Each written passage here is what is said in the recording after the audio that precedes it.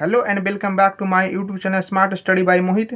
दोस्तों, आज की इस वीडियो में हम GNM first year bio science chapter 2 का एक और मोस्ट इम्पॉर्टेंट टॉपिक कवर करेंगे, जो कि आपका आज का इम्पॉर्टेंट टॉपिक है कार्डियोवैस्कुलर सिस्टम के बारे में। कार्डियोवैस्कुलर सिस्टम का टॉपिक को स्टार्ट करने से पहले आपसे कुछ सवाल है कि क्या आपने कभी सोचा है कि हमारे बॉडी के प्रत्येक सेल्स तक ऑक्सीजन और न्यूट्रिएंट्स कैसे पहुँचते हैं? हार्ट पूरे बॉडी में ब्लड को पंप कैसे करता है? बॉडी में बनने वाले वेस्ट प्रोडक्ट कहाँ जाते हैं? और हार्मोन्स पूरे बॉडी में कैसे ट्रांसपोर्ट होता है? इन सभी चीज़ों को समझने के लिए हमें कार्डियोवैस्कुलर सिस्टम को समझना बहुत ही ज़रूरी है। दोस्तों, आज की इस वीडियो में हम जानेंगे कि कार्डियोवैस्कुलर सिस्टम क्या होता है, इसकी डिफिनेशन क्या है, इसके मेन कंपोनेंट्स कौन कौन से होते हैं तथा ह्यूमन बॉडी में ब्लड का ट्रांसपोर्टेशन कैसे होता है। साथ ही हम कार्डियोवैस्कुलर सिस्टम के फिगर को भी समझेंगे और इसके इंपॉर्टेंट फंक्शन के बारे में पढ़ेंगे। कार्डियोवैस्कुलर सिस्टम के टॉपिक को और भी इजी बनाने के लिए मैं आपके लिए यहाँ पर एक डायग्राम लेकर आया हूँ, जिससे कार्डियोवैस्कुलर सिस्टम का जो टॉपिक है वो और भी इजीली आपको समझ में आ जाएगा। चलिए, सबसे पहले आप लोगों को पता होगा कि मैं किसी भी टॉपिक को स्टार्ट करने से पहले उसके इंट्रोडक्शन को अच्छी तरीके से समझा देता हूँ, जिससे आपका जो टॉपिक है वो और भी ईजी हो जाए। ये आपके चैप्टर नंबर 2 का वीडियो नंबर 7 का टॉपिक है कार्डियोवैस्कुलर सिस्टम के बारे में। सबसे पहले हम इंट्रोडक्शन को जानेंगे, इंट्रोडक्शन में क्या कहा जा रहा है। ओके, आप ध्यान से सुनिएगा और समझिएगा जो मैं कुछ यहाँ पे बताऊँगा। ओके, देन अब स्टार्ट करते हैं। ये सारे बेसिक पॉइंट होने वाले हैं, ये आपको अच्छी तरीके से कंप्लीट होने चाहिए। तो चलिए, बिना किसी देर की आज क्लास को शुरू करते हैं। सबसे पहले इंट्रोडक्शन को समझते हैं। इंट्रोडक्शन में क्या कहा गया है, देखिए।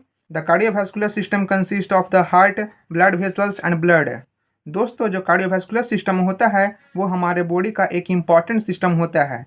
यह जो कार्डियोवैस्कुलर सिस्टम होता है यह किस किस से बना होता है? यह हार्ट से, ब्लड वेसल से और ब्लड से मिलकर बना हुआ होता है। ओके, ये आपके क्लियर हो गए। जो कार्डियोवैस्कुलर सिस्टम होता है यह हार्ट, ब्लड वेसल्स और ब्लड से मिलकर बने हुए होते हैं। और आगे देखिए, it is one of the most important system of the human body because it transport oxygen, nutrients, hormones and other essential substance to all body cells and remove waste product from the body. आगे फिर बताया गया है जो cardiovascular system होता है वो हमारे ह्यूमन बॉडी के सबसे इम्पॉर्टेंट सिस्टम में से एक है, क्योंकि यही सिस्टम है जो ऑक्सीजन पहुंचाता है, न्यूट्रिएंट्स पहुंचाता है और हार्मोन्स पहुंचाता है और अदर जितने भी इसेंशियल सब्सटेंस होते हैं बाकी, वो पूरे बॉडी में ट्रांसपोर्ट करता है। और इसके साथ साथ यह बॉडी में बनने वाले वेस्ट प्रोडक्ट को भी हटाने का काम करता है, remove waste product from the body. इसीलिए कार्डियोवैस्कुलर सिस्टम हमारे बॉडी के लिए बहुत ही इंपॉर्टेंट सिस्टम है। अब आपको यहाँ पे कार्डियोवैस्कुलर सिस्टम का इंट्रोडक्शन अच्छे से समझ में आ गया होगा। एक बार मैं शॉर्टली रिकैप कर देता हूँ। जो कार्डियोवैस्कुलर सिस्टम होता है यह हार्ट, ब्लड वेसल्स और ब्लड से मिलकर बने हुए होते हैं। और यह सिस्टम इतना इंपॉर्टेंट क्यों है? क्योंकि यही ऑक्सीजन, न्यूट्रिएंट्स और हार्मोन्स और अदर इसेंशियल सब्सटेंस होते हैं, ये ट्रांसपोर्ट करते हैं पूरे बॉडी में। और साथ साथ यह बॉडी में बनने वाले जितने भी वेस्ट प्रोडक्ट होते हैं यह भी हटाने का काम करता है। इसीलिए कार्डियोवैस्कुलर सिस्टम हमारे बॉडी के लिए बहुत ही इंपॉर्टेंट सिस्टम है। अब हम कार्डियोवैस्कुलर सिस्टम के डिफिनेशन को समझते हैं कि डिफिनेशन में क्या कहा गया है, जिससे और भी आपको क्लियर हो जाएगा इसके बारे में। तो देखिए, डिफिनेशन भी इम्पॉर्टेंट है, आपको एग्जाम में आ जाएगा 2 मार्क में, इसीलिए आप अच्छे से डिफिनेशन को समझिएगा। The cardiovascular system is the body system consisting of the heart, blood vessels and blood. ये अभी मैंने आपको इंट्रोडक्शन में बताया था, फर्स्ट लाइन में ही देखिएगा, यहाँ पर मैंने आपको बताया था। एक बार और सुन लीजिए। जो कार्डियोवैस्कुलर सिस्टम होता है वो हमारे बॉडी का वह सिस्टम है जो हार्ट, ब्लड वेसल्स और ब्लड से मिलकर बना हुआ होता है। It helps in the transportation of oxygen, nutrients, oxygen and waste product throughout the body and maintains normal body function. फिर आगे फिर बताया गया है कि यह सिस्टम हमारे पूरे बॉडी में ऑक्सीजन, न्यूट्रिएंट्स, हार्मोन्स और साथ ही वेस्ट प्रोडक्ट का ट्रांसपोर्टेशन करता है। और साथ ही यह बॉडी के normal function, maintain normal function को भी बनाए रखने में हेल्प करता है। तो डिफिनेशन समझ में आ गया कि डिफिनेशन में क्या कहा गया है। जो कार्डियोवैस्कुलर सिस्टम होता है वो ऐसा सिस्टम है जो कि हार्ट, ब्लड वेसल्स और ब्लड से मिलकर बना हुआ होता है। और यह किस चीज़ में हेल्प करता है? यह ऑक्सीजन, न्यूट्रिएंट्स, हार्मोन्स और वेस्ट प्रोडक्ट को ट्रांसपोर्ट करने में हेल्प करता है और साथ ही बॉडी के नॉर्मल फंक्शन को भी बनाए रखने में हेल्प करता है। अब हम जानेंगे components of cardiovascular system. Cardiovascular system के कौन कौन से कंपोनेंट होता है उसके बारे में जानेंगे एक एक करके। आप ध्यान से देखिएगा और समझिएगा। The cardiovascular system has 3 main components. दोस्तों जो कार्डियोवैस्कुलर सिस्टम होता है इसके 3 मेन कंपोनेंट्स होते हैं। सबसे पहला हो गया हार्ट, दूसरा हो गया ब्लड वेसल्स और तीसरा कंपोनेंट हो गया क्या, ब्लड हो गया। जैसे कि मैंने आपको बताया था कि कार्डियोवैस्कुलर सिस्टम 3 चीज़ से मिलकर बने हुए हैं, हार्ट, ब्लड वेसल्स और ब्लड से। ये मैंने आपको डिफिनेशन में ही बताया था। जो कार्डियोवैस्कुलर सिस्टम होते हैं वो हार्ट, ब्लड वेसल्स और ब्लड से मिलकर बने हुए होते हैं और यही 3 कंपोनेंट के बारे में पढ़ना है। तो इसके 3 मेन कंपोनेंट हो गए। अब हम कार्डियोवैस्कुलर के पहले कंपोनेंट यानी हार्ट के बारे में समझते हैं। हार्ट क्या होते हैं। The heart is a muscular organ that pumps blood through out the body. दोस्तों यहाँ पे बताया गया है कि हार्ट एक क्या होता है, मस्कुलर ऑर्गन होता है। हार्ट क्या होता है, एक मस्कुलर ऑर्गन होता है। यह इंपॉर्टेंट है ऑब्जेक्टिव के लिए, इसलिए ध्यान से। हार्ट है जो एक तरह का मस्कुलर ऑर्गन है और इसका मुख्य काम क्या है, पूरे बॉडी में ब्लड को पंप करना। Pumps blood through out the body, ये भी इंपॉर्टेंट पॉइंट है, pumps blood through out the body. Heart का क्या काम है, यह एक तरह का मस्कुलर ऑर्गन है जो कि पूरे बॉडी में ब्लड को पंप करने का काम करता है। अब हम कार्डियोवैस्कुलर सिस्टम के दूसरे कंपोनेंट यानी ब्लड वेसल्स को समझते हैं, ये क्या होते हैं। तो आपको हार्ट समझ में आ गया कि हार्ट एक तरह का मस्कुलर ऑर्गन है जो कि पूरे बॉडी में ब्लड को पंप करने का काम करता है। अब हम ब्लड वेसल्स के बारे में समझते हैं, ये क्या होते हैं। यहाँ पे आपको बेसिक बताया जाएगा, इसका डिटेल हम चैप्टर नंबर 5 में पढ़ेंगे। चैप्टर नंबर 5 में सर्कुलेटरी सिस्टम पढ़ना है, वहाँ पे डिटेल में दिया गया है सारा कुछ। ये आपको बेसिक पहले जानना जरूरी है, इसीलिए सबसे पहले मैं आपको बेसिक बता रहा हूँ। अब देखिए ब्लड वेसल्स क्या होता है। Blood vessels are tube like structures that carry blood to and from different parts of the body.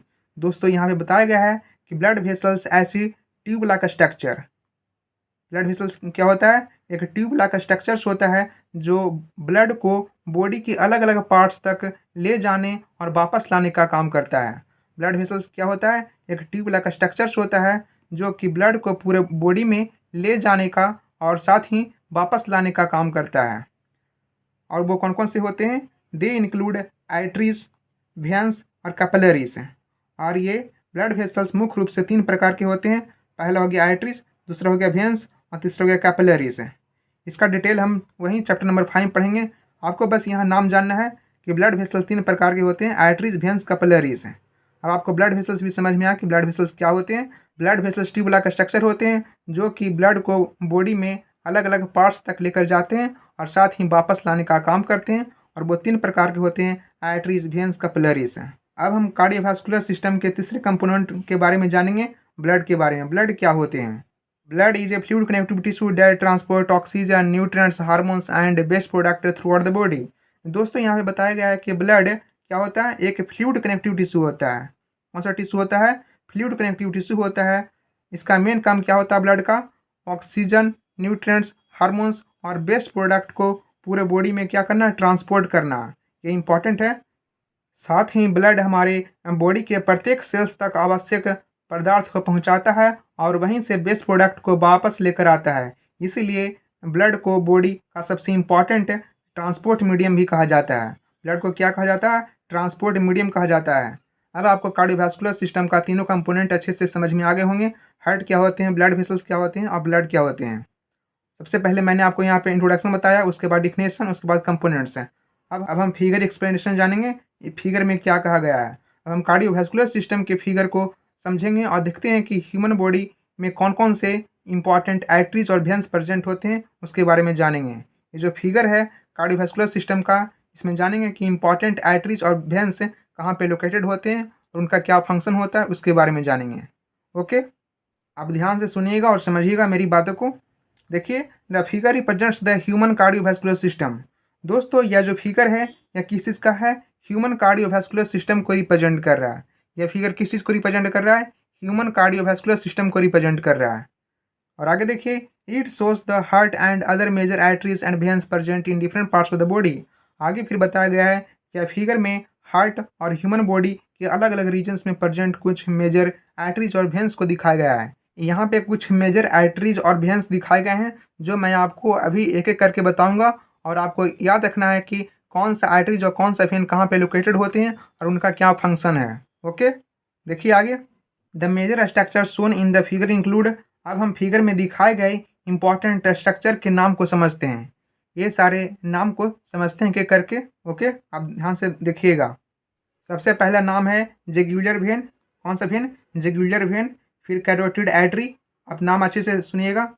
Jugular vein, carotid artery, फिर हो गया वेना केवा, फिर आर्च ऑफ द एरोटा, फिर प्लुमिनरी वेन, फिर ब्रेकियल वेन, उसके बाद देखिए ब्रेकियल आर्टरी, फिर हेपेटिक आर्टरी, उसके बाद इंफीरियर वेना केवा, उसके बाद फिर सीलियक प्लेक्स, फिर फीमोरल वेन, फिर फीमोरल आर्टरी। यही सारे मोस्ट इंपॉर्टेंट आर्टरीज और वेन यहाँ पे दिखाए गए हैं। अब हम इन सभी स्ट्रक्चर्स को फिगर में उनकी लोकेशन के अनुसार एक एक करके समझते हैं। सबसे पहले कौन था? Jugular vein. सबसे पहले हम जुगुलर वेन को देखेंगे। जुगुलर वेन कहाँ पे लोकेटेड होते हैं? यहाँ प्रेजेंट होते हैं नेक रीजन में, गले वाले रीजन में प्रेजेंट होते हैं। तो सबसे पहले हम जुगुलर वेन को समझते हैं, जुगुलर वेन कहाँ प्रेजेंट होते हैं और इसका क्या फंक्शन है उसके बारे में जानेंगे। तो देखिए, jugular vein is located in the neck region. जैसे कि मैंने अभी आपको डायग्राम बताया कि जुगुलर वेन कहाँ प्रेजेंट होता है? नेक रीजन में। इसलिए मैं आपके लिए डायग्राम लेकर आता हूँ जिससे आपको इजीली समझ में आ जाता है डायग्राम को देखकर कि कौन सा आर्टरी जो कौन सा वेन कहाँ पे लोकेटेड होगा, इजीली समझ में आ जाता है ये चीज़।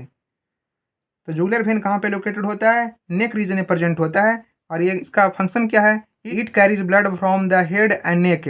और जुगुलर वेन का क्या काम हो गया? या हेड और नेक से ब्लड को वापस हेड की ओर लेकर जाती है।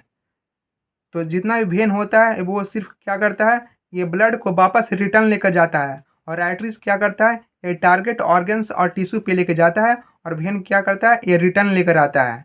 तो जुगुलर वेन कहाँ प्रेजेंट होता है? नेक रीजन में प्रेजेंट होता है। और इसका क्या फंक्शन हो गया? ये हेड और नेक से ब्लड को वापस हेड की ओर लेकर जाता है, यहाँ पर लेकर आता है। तो जुगुलर वेन आपको समझ में आ गया होगा। Jugular vein is located in the neck region, neck region में प्रेजेंट होता है। इसका क्या फंक्शन हो गया? Carries blood from the head and neck. अब देखिए कैरोटिड आर्टरी कहाँ पे लोकेटेड होता है, इसका क्या फंक्शन है? The carotid artery is present in the neck. जो कैरोटिड आर्टरी भी होता है ये भी नेक रीजन में प्रेजेंट होता है। और इसका क्या काम है? It supplies blood to the brain and head. और यह ब्रेन तथा हेड को ब्लड सप्लाई करने का काम करता है। कैरोटिड आर्टरी कहाँ प्रेजेंट हो गया? ये भी नेक रीजन में प्रेजेंट होता है। कैरोटिड आर्टरी नेक रीजन में प्रेजेंट होता है। उसका क्या काम हो गया? यह ब्रेन तथा हेड को ब्लड सप्लाई करने का काम करता है। ये लेकर जाता है ब्रेन और हेड के पास ब्लड, और रिटर्न कौन लाता है? जुगुलर वेन लाता है। तो आपको दो चीज़ समझ में आ गया जुगुलर वेन के बारे में और कैरोटिड आर्टरी के बारे में। कैरोटिड आर्टरी नेक रीजन में प्रेजेंट होता है और यह ब्रेन और हेड को ब्लड सप्लाई करने का काम करता है। Supplies blood to the brain and head. हम जानेंगे वेना केवा के बारे में। ये इंपॉर्टेंट है वेना केवा, इसे ध्यान से सुनिएगा। The vena cava is one of the largest when of the body. जो वेना केवा होता है यह हमारी बॉडी की सबसे बड़ी वेन में से एक होती है। ये इंपॉर्टेंट है ऑब्जेक्टिव के लिए। ओके, जो वेना केवा क्या होता है? It is one of the largest when of the body. सबसे बड़ा वेन होता है हमारी बॉडी का। Carries blood towards the heart. इसका मेन वर्क क्या हो गया वेना केवा का? यह पूरे बॉडी से ब्लड को वापस हार्ट की ओर लेके जाता है। Carries blood towards the heart. देखिए फिगर में ये रहा वेना केवा। इसका मेन वर्क क्या हो गया? यह पूरे बॉडी से ब्लड को वापस हार्ट की ओर लेके जाता है। ये रहा हार्ट है। ये बहुत ही लार्जेस्ट वेन होता है पूरे बॉडी का। अब आपको वेना केवा भी क्लियर हो गया होगा। अब हम जानेंगे आर्च ऑफ एरोटा के बारे में। ये क्या होता है, ये कहाँ पे लोकेटेड होता है उसके बारे में पहले जानिए। The arch of aorta is the curved part of the aorta. दोस्तों, जो आर्च ऑफ एरोटा होता है यह एरोटा का कर्व्ड अपर पार्ट होता है। कर्व्ड अपर पार्ट होता है एरोटा का। देखिए फिगर में आर्च ऑफ एरोटा कहाँ पे होता है? ये रहा आर्च ऑफ एरोटा। ये कहाँ पे है? ये जो एरोटा का कर्व्ड अपर पार्ट होता है ये यहीं पे लोकेटेड होता है। इसी को बोलते हैं आर्च ऑफ एरोटा। इसका मेन वर्क क्या हो गया? It distributes blood from the heart to different parts of the body. इसका मेन वर्क क्या हो गया? यह हार्ट से ब्लड को बॉडी की अलग अलग पार्ट्स तक पहुंचाने में हेल्प करता है। Distributes blood from the heart to different parts of the body, इसका मेन वर्क हो गया। तो एक बार और सुन लीजिए, आर्च ऑफ एरोटा कहाँ पे होता है? या जो एरोटा का कर्व्ड अपर पार्ट होता है इसका मेन वर्क हो गया, यह हार्ट से ब्लड को बॉडी के अलग अलग पार्ट्स तक पहुंचाने में हेल्प करता है। हम जानेंगे पुल्मोनरी वेन के बारे में। ये भी इंपॉर्टेंट है वेना केवा की तरह, इसे भी ध्यान से सुनिएगा। The pulmonary vein carries oxygenated blood from the lungs to the heart. Pulmonary vein क्या करता है? पुल्मोनरी वेन लंग्स से ऑक्सीजनेटेड ब्लड को हार्ट तक लेकर आती है। Carries oxygenated blood from the lungs to the heart. ये इंपॉर्टेंट पॉइंट है, ये ऑब्जेक्टिव के लिए इंपॉर्टेंट है। कौन सा वेन काम करता है? ये पुल्मोनरी वेन काम करता है जो लंग्स से ऑक्सीजनेटेड ब्लड को हार्ट तक लेकर आती है। देखिए फिगर में पुल्मोनरी वेन कहाँ पे है? ये रहा पुल्मोनरी वेन। इसका मेन फंक्शन क्या हो गया? लंग्स से ये ऑक्सीजनेटेड ब्लड को हार्ट तक लेकर आती है। अब जानिए ब्रेकियल वेन के बारे में, ये कहाँ पे लोकेटेड होते हैं। The brachial vein is present in the upper arm. जो ब्रेकियल वेन होते हैं वो अपर आर्म रीजन में प्रेजेंट होते हैं, present in the upper arm. देखिए फिगर में, ये रहा ब्रेकियल वेन, ये कहाँ प्रेजेंट होते हैं, अपर आर्म में प्रेजेंट होते हैं। इसका मेन फंक्शन क्या हो गया, it drains blood from the arm.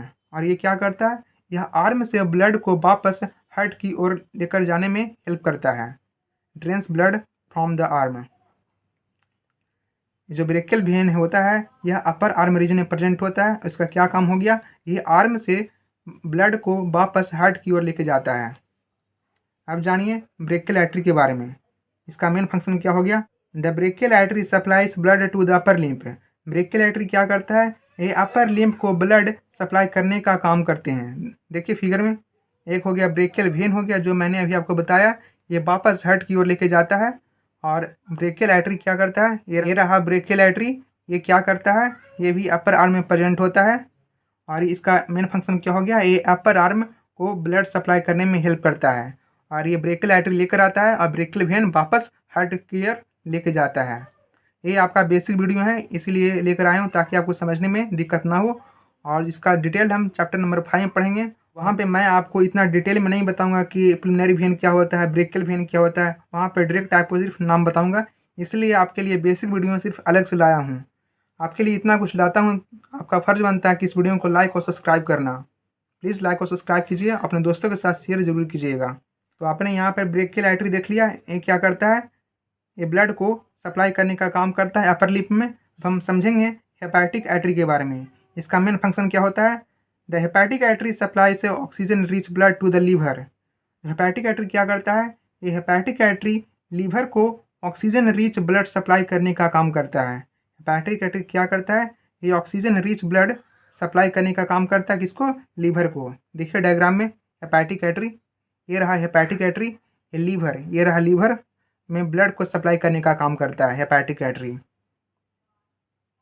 अब देखिए इन्फीरियर वेना केवा, ये भी इंपॉर्टेंट पॉइंट है। वेना केवा की तरह वेना केवा, प्रिलिमिनरी वेन और फिर इन्फीरियर वेना केवा, ये सारी इंपॉर्टेंट है। ऑब्जेक्टिव में यहाँ से क्वेश्चन चले आते हैं, इसलिए आप ध्यान से देखिएगा कौन सा वेन का क्या वर्क होता है। देखिए इन्फीरियर वेना केवा को हम समझते हैं अब। The inferior vena cava carries blood from the lower part of the body to the heart. Inferior vena cava blood के लोअर पार्ट से ब्लड को वापस हार्ट की ओर लेके जाते हैं। इन्फीरियर वेना केवा क्या करता है, carries blood from the lower part of the body to the heart. देखिए डायग्राम में, ये रहा इन्फीरियर वेना केवा, ये यहाँ पे लोकेटेड होता है इन्फीरियर वेना केवा। इसका मेन फंक्शन मैंने आपको बताया कि यह लोअर पार्ट से ब्लड को वापस हार्ट की ओर लेके जाता है। अब देखिए, अब हम सीलियस प्लेक्सस को समझते हैं। सीलियस प्लेक्सस कहाँ पे प्रेजेंट होते हैं और इसका क्या फंक्शन होता है। The cilius plexus is a network of nerves located in the abdominal region। जो सिलियस प्लेक्सस होते हैं यह एब्डोमिनल रीजन में प्रेजेंट होते हैं। जो सिलियस प्लेक्सस होते हैं यह एब्डोमिनल रीजन में प्रेजेंट नर्व्स का एक नेटवर्क होता है।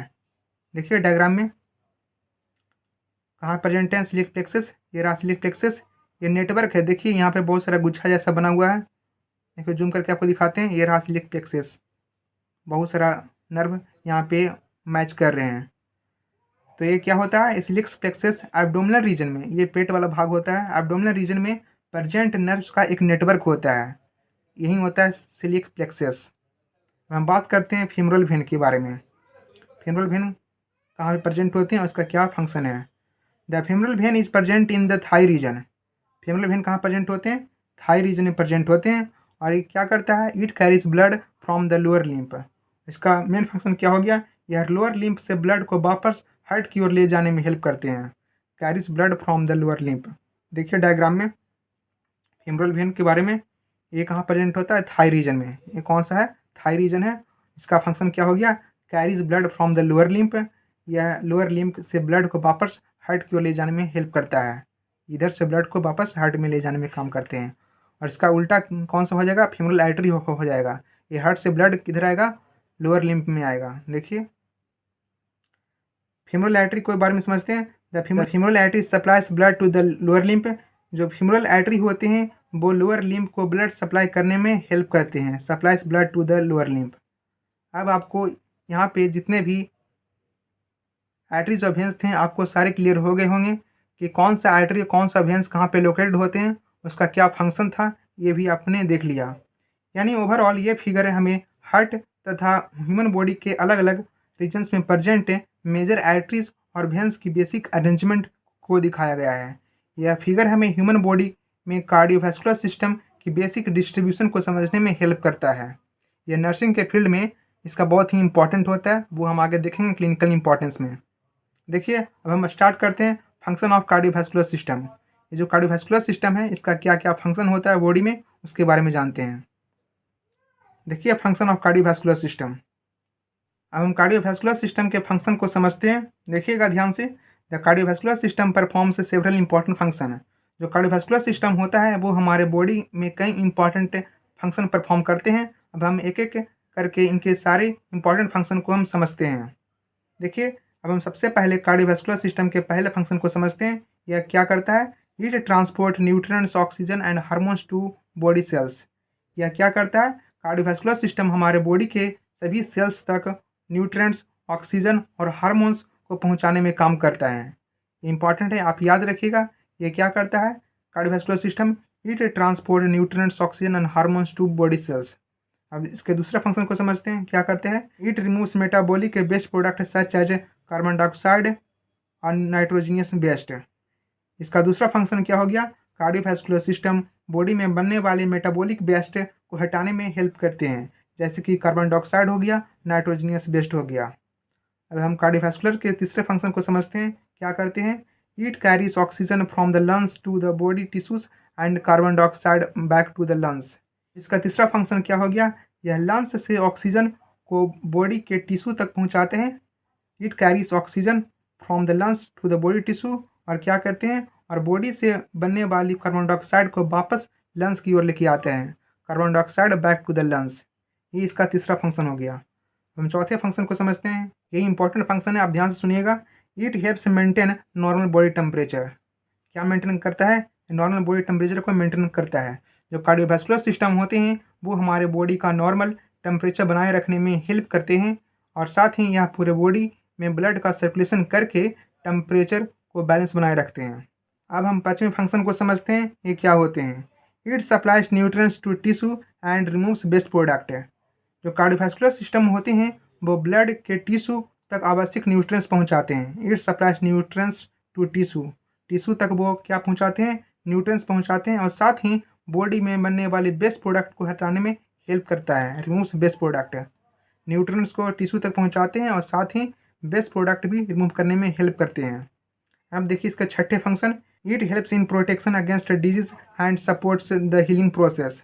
इसका छठा फंक्शन क्या हो गया, जो कार्डियोवैस्कुलर सिस्टम होते हैं वो बॉडी को डिजीज से बचाने तथा हीलिंग प्रोसेस में सहायता करता है।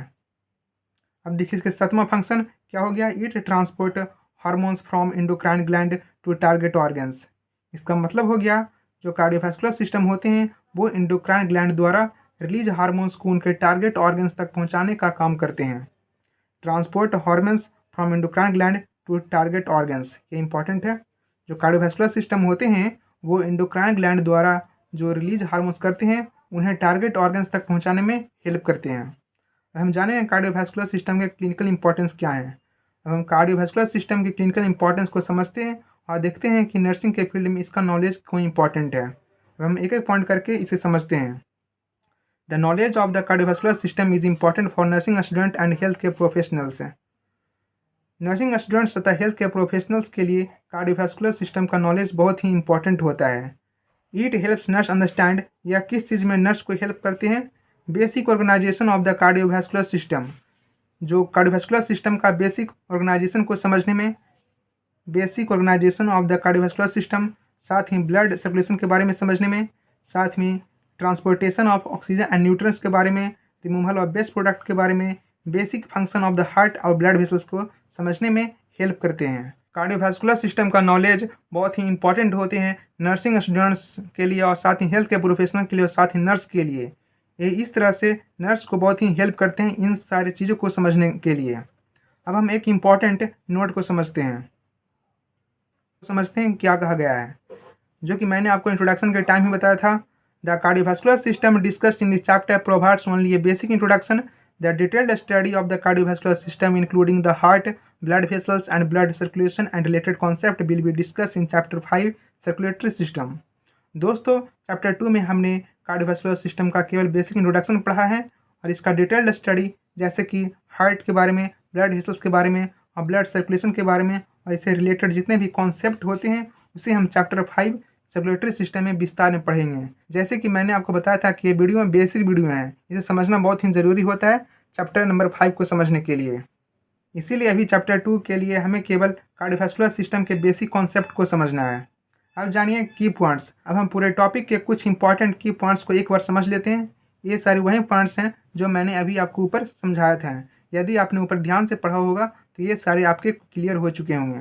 देखिए, मैं एक एक करके समझाता हूँ। The cardiovascular system consist of the heart, blood vessels and blood. जो कार्डियोवास्कुलर सिस्टम होते हैं वो हार्ट, ब्लड वेसल्स और ब्लड से मिलके बने हुए होते हैं। किस किस से मिलके बने होते हैं कार्डियोवास्कुलर सिस्टम? हार्ट से, ब्लड वेसल से और ब्लड से। देखिए नेक्स्ट पॉइंट है हीट ट्रांसपोर्ट, ऑक्सीजन, न्यूट्रिएंट्स और हार्मोन्स। जो कार्डियोवास्कुलर सिस्टम होते हैं वो पूरे बॉडी में ऑक्सीजन, न्यूट्रिएंट्स और हार्मोन्स को ट्रांसपोर्ट करने में हेल्प करते हैं। और साथ ही क्या करते हैं, it removes carbon dioxide and metabolic waste. साथ ही जो कार्बन डाइऑक्साइड और मेटाबॉलिक वेस्ट को बॉडी से रिमूव करने में हेल्प करते हैं। और कार्डियोवास्कुलर सिस्टम का क्या फंक्शन है, इट रेगुलेट्स बॉडी टेम्परेचर। या बॉडी टेम्परेचर को रेगुलेट करने में इंपॉर्टेंट रोल निभाते हैं। जो कार्डियोवास्कुलर सिस्टम होते हैं या बॉडी टेम्परेचर को नॉर्मल बनाए रखने में हेल्प करते हैं। क्या करता है, it helps in disease protection and healing. Disease protection और हीलिंग। और साथ ही जो कार्डियोवास्कुलर सिस्टम होते हैं वो डिजीज प्रोटेक्शन तथा हीलिंग प्रोसेस में महत्वपूर्ण भूमिका निभाते हैं। और क्या करते हैं, it delivers hormones throughout the body. जो कार्डियोवास्कुलर सिस्टम होते हैं वो हार्मोन्स को पूरे बॉडी में उनके टारगेट ऑर्गन्स तक पहुंचाने में हेल्प करते हैं। Delivers hormones throughout the body. और क्या इंपॉर्टेंट पॉइंट है, it plays an important role in maintaining body homeostasis. और क्या करते हैं, जो कार्डियोवास्कुलर सिस्टम होते हैं वो हमारे बॉडी के इंटरनल इन्वायरमेंट को सामान्य बनाए रखने तथा अर्थात होम्योस्टेसिस को मेंटेन रखने में महत्वपूर्ण भूमिका निभाते हैं। इतने सारे इंपॉर्टेंट पॉइंट थे, important role in maintaining body homeostasis. ये सारे पॉइंट्स हम ऊपर कवर कर चुके थे यदि आपने ध्यान से देखा होगा। अब हम देखते हैं क्विक रिवीजन के बारे में।